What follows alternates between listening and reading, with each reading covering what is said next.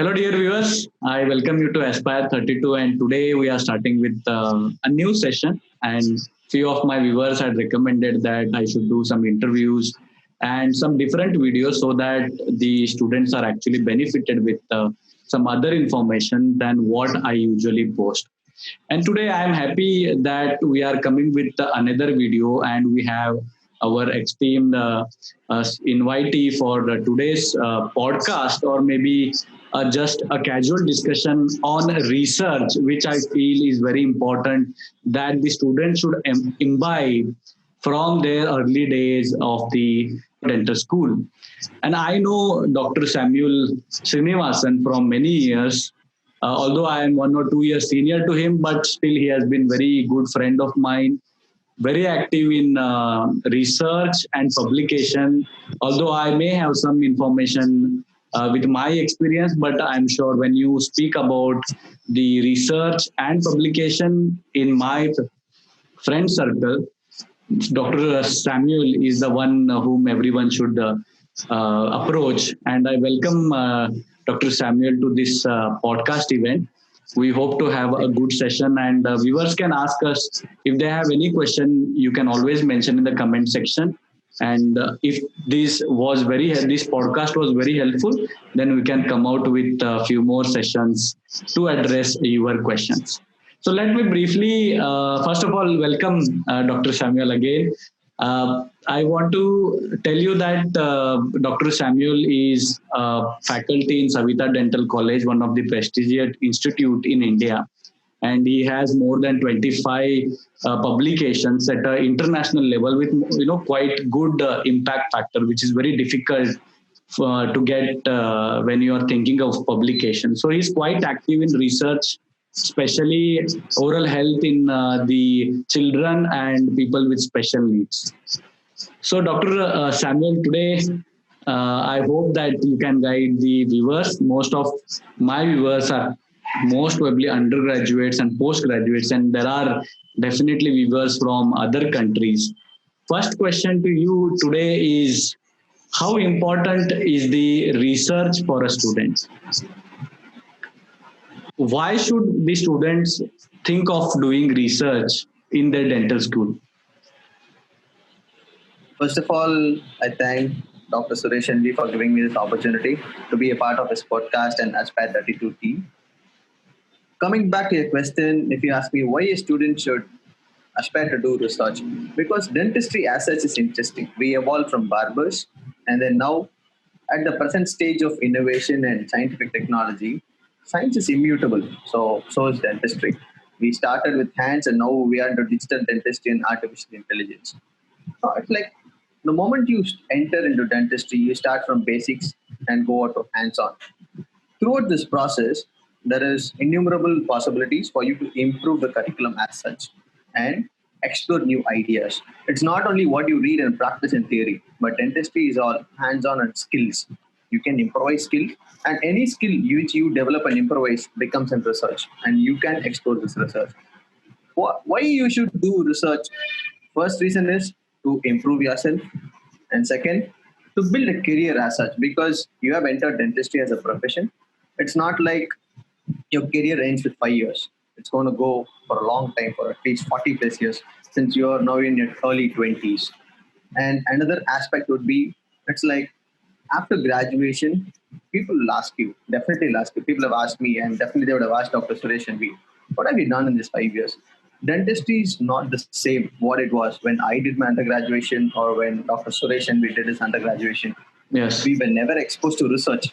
We never had no idea, nor did we know about any journals, because our library was hardly 10 into 10 or 20 into 20. All we had was books. We didn't have internet. We are the pre-internet era.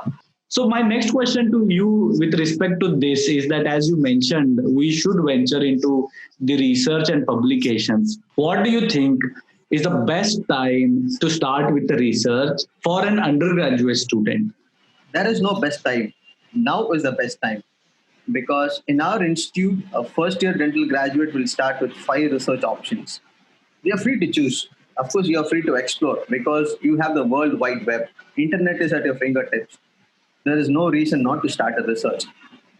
First step would be to explore all options because the subjects will be very limited. But of course, you have one of the most beautiful subjects in dentistry, dental materials. Most of research in dentistry happens in material science. Not many of us venture into it because we don't understand material science. Not Yes. as dentistry professors too. I They think don't that teach is us. the most hated subject when you start the dentistry. It is because I won't blame the students. I would say lack of thorough knowledge in material science on part of the teachers because people who teach us material science are not material scientists. Material science is a completely different aspect. But when you have a research facility at an institute, I would Hmm. say pursue it. Speak to several professors. There is no right time. Now is the right time. Read about your professors first of all, go through their profiles, look at what research they are doing. If it Okay. intrigues you, approach them, Mhm. then start your research. Okay. Now, I want to tell my viewers that Dr. Samuel finished his post graduation from Manipal Dental College, which is very prestigious. And I have visited that dental school to where they have a separate, I think, museum or maybe department which says it is meant for dental materials, right? So Yeah. I visited there and it was very organized, quite happy. Now, Dr. Samuel, as you are saying that in your dental school, you are motivating students to pursue research from first year. So how exactly this goes? Do you call them and motivate them to do it, or they come with their own interest? Because when I joined as a faculty in KLE Institute of Dental Sciences, I remember that the students generally used to venture into research in final year, okay, maybe in internship. And I made sure because my subject, dental material, starts from second year. And although few of the students have an exposure to preclinical prosthodontics from first year, it sometimes becomes difficult to orient them. But my Yeah. aim for them to go into research is to develop that skill. So how do you begin from first year? In our institute, we have a system that every year undergraduates have to do 5 research, Okay. irrespective of the topic. So it can be basic sciences, it can be clinical sciences. It's up to the purview of the student, I would say. Suppose Okay. if you are in biochemistry or pharmacology, your institute has a research lab. Our institute has a wonderful research lab starting from biomedical technology. Then we have nanotechnology, and you have anything you ask for is there in our institute. So when a student ventures into pharmacology lab, he'll see a nanoscientist sitting there. And when people see a lot of people coming and going, and they get inspired, they get intrigued as to what is going on. So they start asking questions. What is happening here? So one person will say, I'm doing a nanomaterial science research here under this professor or under this faculty. So they get interested. You might not necessarily know the topic in detail, but all that you need is a spark or an interest. Fine. The next question would be, if you are saying that okay, the students can venture into research, what type of research you think will be ideal in the initial days of the dental students when they are in their first year or second year? Personally, if you ask me, I do feel it takes many years of experience to learn how to do a research. So when students approach me, or when I find a student good with who has a capacity to go into it, I do tell them that take any study. You have to start with the research. That's very important. That is what Yeah. my thought process. So what do you think as a teacher? Exactly what you think. It's like the first step is start the process. You need not know the whole process at all. You just take the first step. You will always be guided by faculty and staff. There are different types of research. It can either be a descriptive one, analytical, or experimental. What do I mean by descriptive research? Is like you're trying to find what the problem is. That is descriptive.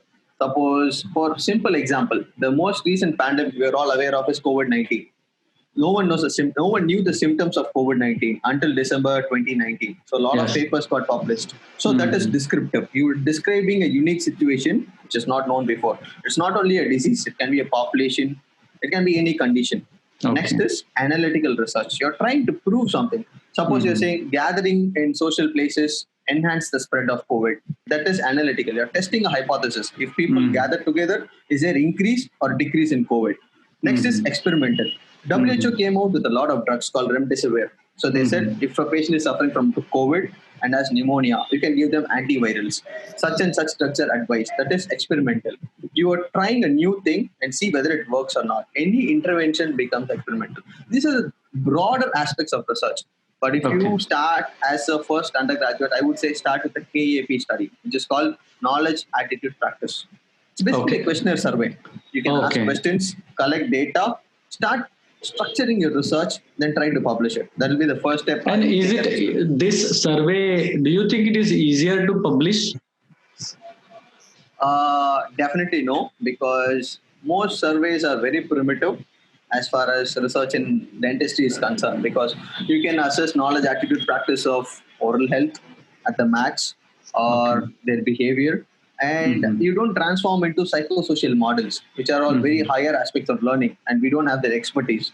The basic Mm-hmm. surveys are very difficult to publish, but it will give you a rough idea of what actually research is. You will get to know what all problems you can face, so that Mm-hmm. when you design the next study, you will be well equipped to face the challenges. You won't be Mm-hmm. deterred by the first challenge you face because you've already experienced it in the previous time.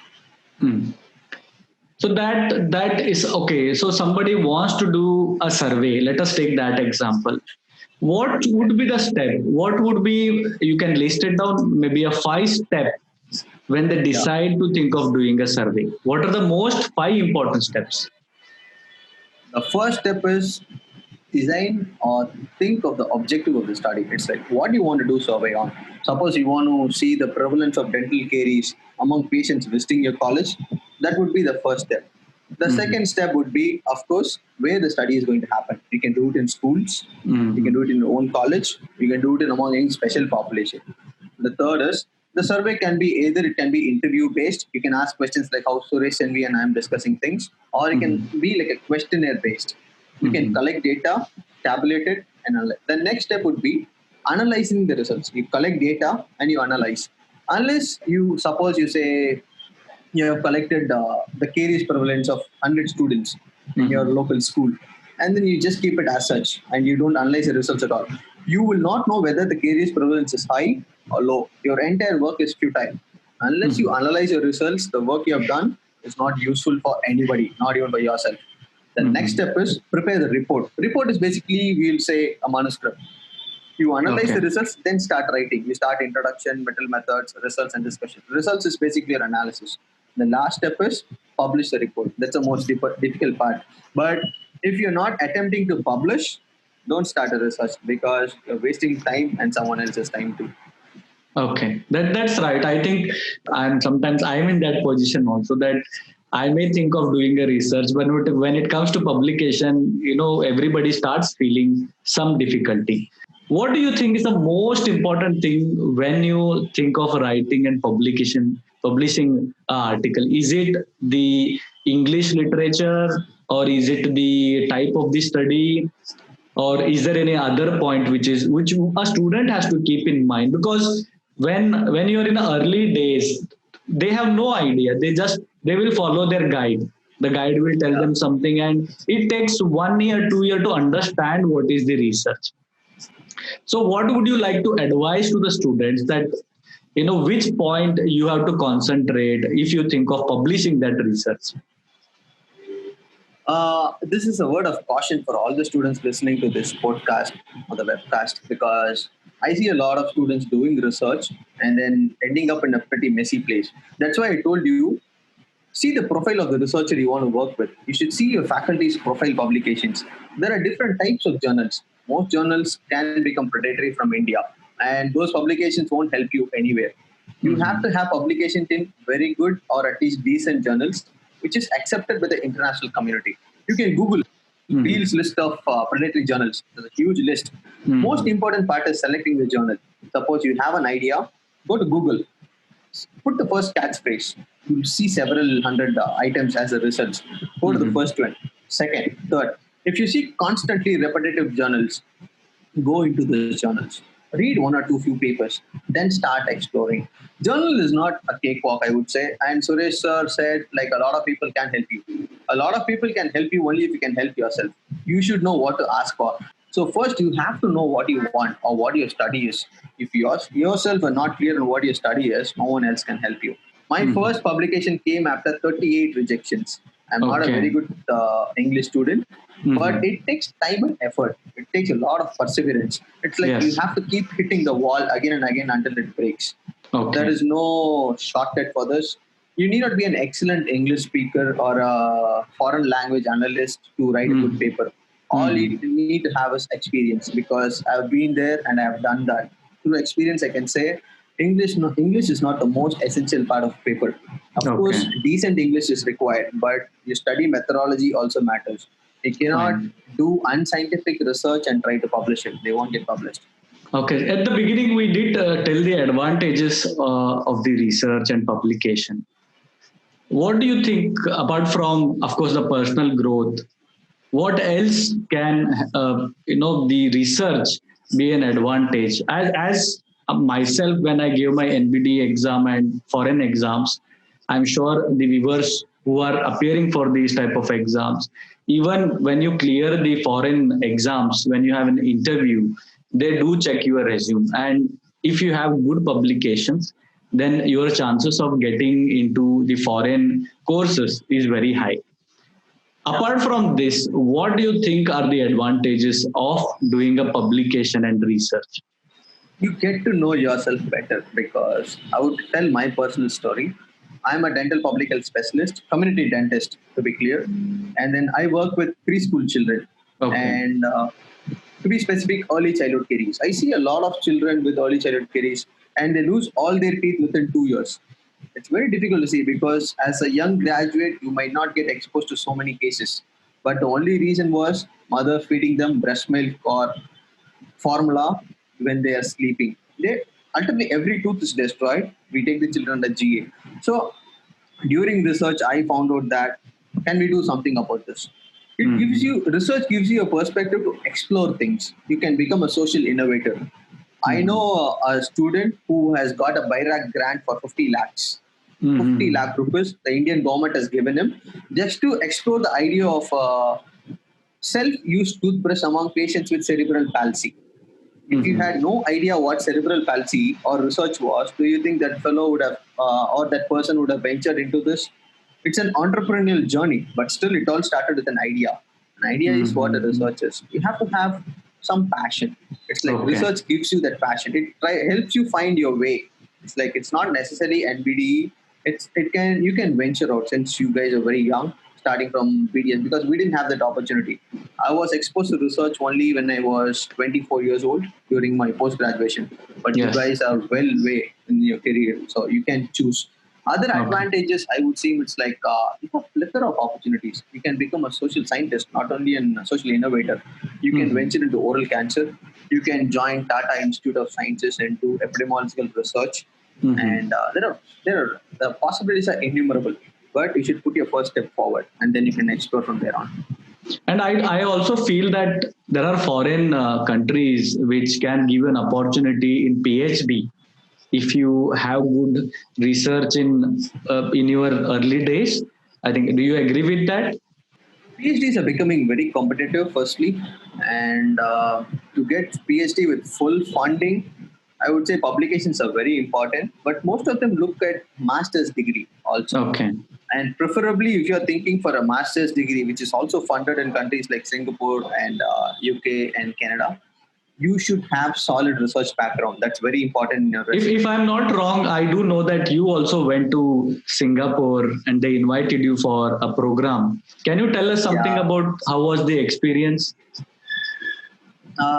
it was mind blowing, to be frank, because what I learned as a postgraduate student, an undergrad student in NUS or National University of Singapore will know, because they're very sound in statistics and they're very sound in research methodology. Something dental curriculum in India is lacking. Okay. The statistical test I use as a postgraduate is being used by an undergraduate student in NUS. And Okay. another interesting opportunity which those students have is like they experience real life events. They go to different countries to volunteer. One such Okay. program I witnessed was they went to Cambodia. And then Mm-hmm. you can see an interesting project, because I'll tell you why. They went to Cambodia and prevalence of oral caries was very high. They did something interesting. They Mm-hmm. helped the mothers manufacture homemade fluoride mouth rinse. Can you Okay. believe that? Yeah. because they have local plantation whose leaves are high in fluoride. So they came up with a unique idea. You might say that's an 1 in a billion solution, but of course it's a research. They are planning Okay. to disseminate the findings, but that is what research will help you do. I learned a lot of things. It's like our curriculum, I feel, is a little bit myopic because we train the students to practice and not to think. And Westerners are training them to think and also practice. So they become innovators. As most instruments we use, most materials we use come from foreign countries, not Yeah. many from India. Because Yes. we have to give students time to explore. We have to Okay. help them think what can be improved. That's Yes. where I learned NUS is leading, maybe one of the best institutes in the world. Other than that, but they are also principled, ethical, and they have very good guides. All Okay. those people who are teaching at NUS are at a very different caliber than Hmm. my personal level of bar because they are very high, they are very valued professors, and to learn from them is a great opportunity. I hope India and dental schools in India will catch up to that level in the near future. How do you think that is the main reason that we are still catching up? What will be the one single factor if we can advocate it in India? Maybe the research can be really improve in at least dentistry. Or which will be that factor? Do you think? See, I I'm personally not feel it is the funding. I may be wrong because there are when you select a topic, I do agree that you can do something which is possible at a college level, but there are some students who may be interested in more about a material aspect and they're asking them to spend a lot of money without support is one thing which I feel difficult to convince them, because funding, okay. how easy is to get the funding in India? Very good question. Sadly, not many people know this. There is a lot of funding in India, and one way I would like to thank our Honorable Prime Minister Sri Narendra Modi ji because he has introduced a whole new platform for research called Make in India. It's not only Okay. that, you have several initiatives for funding. You have a Okay. separate department for nanotechnology where you can apply for grants. You have separate resource for biotechnology. It's called DBT. Suppose you Okay. have any any funding, you need any funding to improve your research in oral cancer. You have ICMR. You want to innovate a new thing. You want to innovate a new product. You have Department of Science and Technology. Funding opportunities are innumerable. The only thing is like we do not know about them because the major problem with dentists in India is like most faculty are clinician scientists. Yes. We cannot even call them scientists. They're clinicians basically. Yes. But most foreign countries, they are pure scientists. They practice only in the college. They don't practice at home. They don't Yes. consult. They don't have their own practice. Of course, we Yes. can say the monetary benefits in colleges are poor. That's a whole new topic. We're not going to that. So when a faculty is fully committed into academics, he has a lot of time to devote to students. Students can Yes. approach them even at evening. They can decide research topics over a cup of coffee or tea. But that doesn't happen here. It's not. We cannot say that India doesn't have funding. India has funding. I just now told you one student or one person who might have got 50 lakhs. I Yes. myself have got close to 10 lakhs in various Okay. grants. Okay. Opportunities are available. You just have to Google. Go to Hmm. ICMR website. You can go to DST, Department of Science and Technology website. You can go to Nano website, nanotechnology. And then nanotechnology has small initiative grants. Those Okay. grants can range from 2 to 7 lakhs and all. You can have to go to the website to verify. So Okay. suppose you have an idea for a prototype. Government will give you the grant. Prototype may not necessarily be successful. It's just an Hmm. attempt and government is willing to fund it. India Hmm. has funding, but again, everything depends on your profile.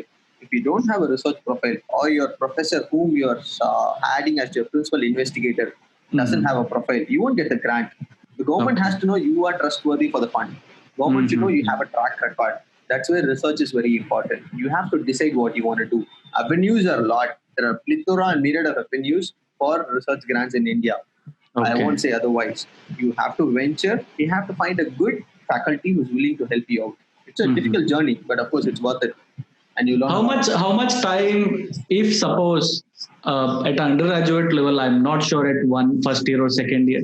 Suppose they continue this journey and they end up in internship or postgraduate, and then they apply for the funding, how much time this process takes to get the grant? Is it very fast that okay, you apply and you will get it within 1 month, or there is some stipulated amount of time and there is a strict process which takes time?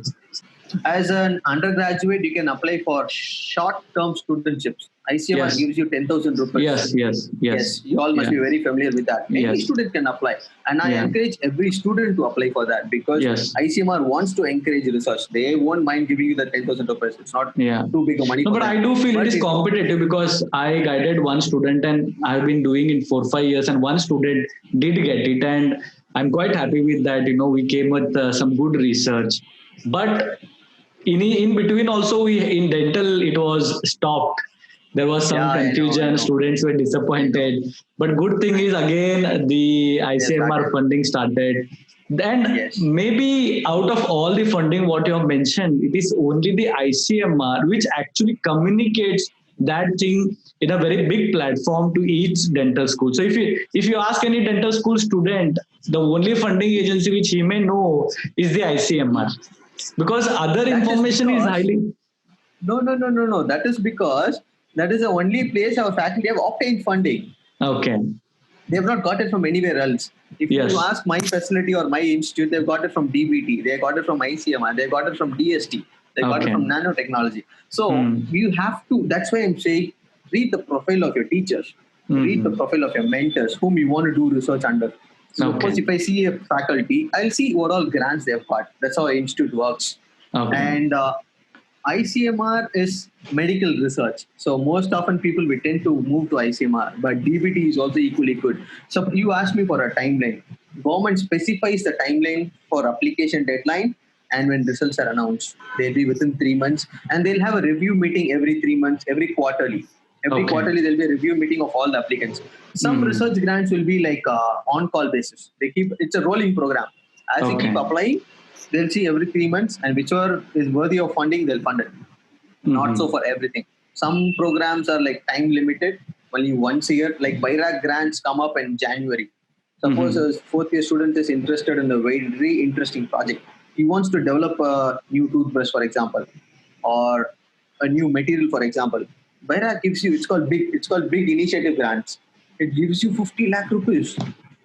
They give you Okay. 50 lakh rupees. They give you a mentor to train. You can work in any part of India. You can associate with anyone. You can learn from them free of cost. They take care of But you. in that situation, I do feel that the person who is doing this has to fully concentrate on that research. We cannot be like clinicians and simultaneously. Do you think it will work out No, that way? yeah, that's where you choose your path.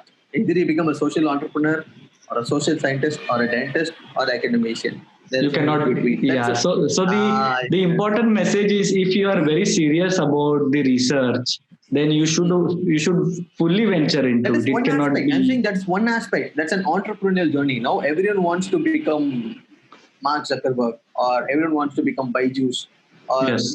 we all have success stories. So people are trying to venture out. People are trying to build their own companies from scratch. Government is giving an opportunity. You want to be in academia, you have opportunities for that. As a postgraduate student, you can apply to ICMR for funding. They give you 25,000 rupees, I believe, as a postgraduate for your thesis alone. And Hmm. you can also apply for DST because there are Okay. integrated programs. You can do PhD and your MDS together because our institute has it. Suppose you Hmm. have a very good research proposal, you directly apply for your PhD grant that will cover your Hmm. MDS also. So Yeah, we opportunities do. are We there. also You do have to have explore. at KLE Institute of Dental Sciences, which comes under KLE University. There are provisions for the grants. Today's session was really helpful, and we learned so many things and motivated to be in research. And to the concluding remarks for this podcast today, and if you like, we can continue this in the next session. But what would be the one last message you would like to pass, Dr. Samuel, to the students who think of doing the research? I would always encourage them to try because that is the first step. And once they get pitched to research, there is no turning back. I would say take the first step. Don't be afraid to try. It's okay. You can try and you will get good people to support you. All the best.